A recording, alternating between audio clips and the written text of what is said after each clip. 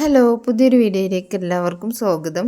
നമുക്ക് സദ്യകളിൽ ഒഴിച്ചുകൂടാനാവാത്ത കുമ്പളങ്ങ പച്ചടിയുടെ റെസിപ്പി നോക്കാം. ഏറ്റവും സിമ്പിളായിട്ടും എന്നാൽ വളരെ രുചികരവുമായിട്ട് പെട്ടെന്ന് തന്നെ ഇതെങ്ങനെ ഉണ്ടാക്കിയെടുക്കുന്നതെന്ന് നോക്കാം. അപ്പോൾ വീഡിയോയിലേക്ക് പോകുന്നതിന് മുമ്പ് ആദ്യമായിട്ട് ഈ ചാനൽ കാണുന്ന ആരെങ്കിലും ഇങ്ങനെ സബ്സ്ക്രൈബ് ചെയ്ത് സപ്പോർട്ട് ചെയ്യണേ.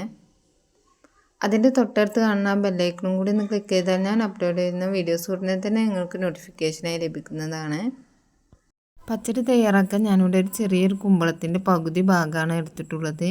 ഇനി ഇതിൻ്റെ തൊലിയെല്ലാം ഒന്ന് കളഞ്ഞ് ചെറുതാക്കി ഒന്ന് കട്ട് ചെയ്തെടുക്കാം. ഇത് നമ്മുടെ വീട്ടിൽ തന്നെ ഉണ്ടായ കുമ്പളമാണ് കേട്ടോ. അപ്പോൾ ഞാൻ ഇതിൻ്റെ തൊലിയെല്ലാം ഒന്ന് കളഞ്ഞെടുത്തിട്ടുണ്ട്. ഇനി ഇത് ചെറിയ കഷ്ണങ്ങളാക്കി ഒന്ന് കട്ട് ചെയ്തെടുത്തിട്ട് വരാം.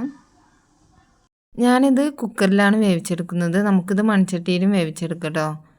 ഇപ്പോൾ ഇത് കുക്കറിലേക്ക് ഇട്ട് കൊടുക്കുന്നുണ്ട്. അതിൻ്റെ കൂടെ തന്നെ 2 തണ്ട് കറിവേപ്പിലയും ആവശ്യത്തിനുള്ള ഉപ്പും കൂടി ചേർത്ത് വെള്ളമൊന്നും ഒഴിക്കാതെ നമുക്ക് ലോ ഫ്ലെയിമിൽ വെച്ചിട്ട് ഒരു 3 വിസിൽ വരുന്നത് വരെ ഒന്ന് വേവിച്ചെടുക്കണം. മൺചട്ടിയിലാണെങ്കിലും ഇതുപോലെ തന്നെ ലോ ഫ്ലെയിമിൽ വെച്ചിട്ട് ഒന്ന് വേവിച്ചെടുക്കുകയാണ് വേണ്ടത്. ഇത് വേവുന്ന സമയം നമുക്കിതിലേക്ക് ആവശ്യത്തിനുള്ള അരപ്പൊന്ന് തയ്യാറാക്കിയെടുക്കണം. ഇതുപോലെ ലോ ഫ്ലെയിമിൽ വെച്ചിട്ടാണ് കേട്ടോ ഞാനിത് വേവിച്ചെടുക്കുന്നത്. ഇനി ഇതിലേക്ക് അരപ്പിന് വേണ്ടിയിട്ട് 1 കപ്പ് തേങ്ങ എടുത്തിട്ടുണ്ട്. അതിൻ്റെ കൂടെ തന്നെ എരിവിന് ആവശ്യത്തിനുള്ള 3 പച്ചമുളകും കൂടി ഒന്ന് ചേർത്ത് കൊടുക്കണം. പച്ചമുളക് നിങ്ങൾക്ക് എരിവ് എത്രയാണോ വേണ്ടത് അതിനനുസരിച്ചിട്ടുള്ള എണ്ണം കൂട്ടുകയോ കുറയ്ക്കുകയോ ചെയ്യാം. ഇനി ഇതിൻ്റെ കൂടെ തന്നെ ഇതിലേക്ക് ഒരു 1/2 കപ്പ് തൈരും കൂടെ ഒന്ന് ചേർത്ത് കൊടുക്കണം. തൈരും ചേർത്ത് കൊടുത്ത് നമുക്കിനി ഇത് നന്നായിട്ട് തന്നെ ഒന്ന് അരച്ചെടുക്കാം. നല്ല ഫൈനായിട്ട് തന്നെ ഒന്ന് അരച്ചെടുക്കണം കേട്ടോ. ഇനി ഇതിലേക്കൊരു 1/2 ടീസ്പൂൺ കടുക് ചേർത്ത് കൊടുക്കാം. കടുകും ചേർത്ത് കൊടുത്ത് ഒന്നും കൂടി ഒന്ന് അരച്ചതിന് ശേഷം നമുക്കിത് മാറ്റി വെക്കാം. ഇപ്പോൾ നമ്മുടെ കുമ്പളം ഇവിടെ നന്നായിട്ട് തന്നെ ഒന്ന് വെന്ത് കിട്ടിയിട്ടുണ്ട് കേട്ടോ.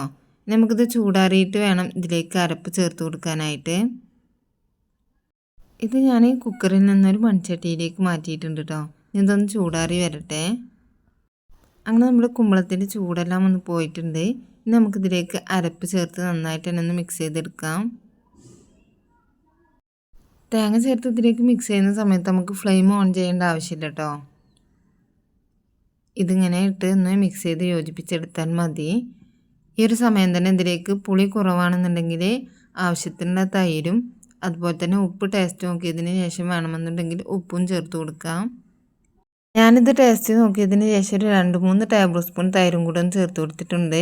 ഇനി ഇത് നന്നായിട്ടൊന്ന് മിക്സ് ചെയ്ത് യോജിപ്പിച്ചെടുക്കാം. ഇനി നമുക്കിതിലേക്കൊന്ന് കടുക് താളിച്ചൊഴിക്കാനും കൂടി ഉള്ളൂ കേട്ടോ. അങ്ങനെ നമ്മുടെ പച്ചടി ഇവിടെ റെഡി ആയിട്ടുണ്ട്.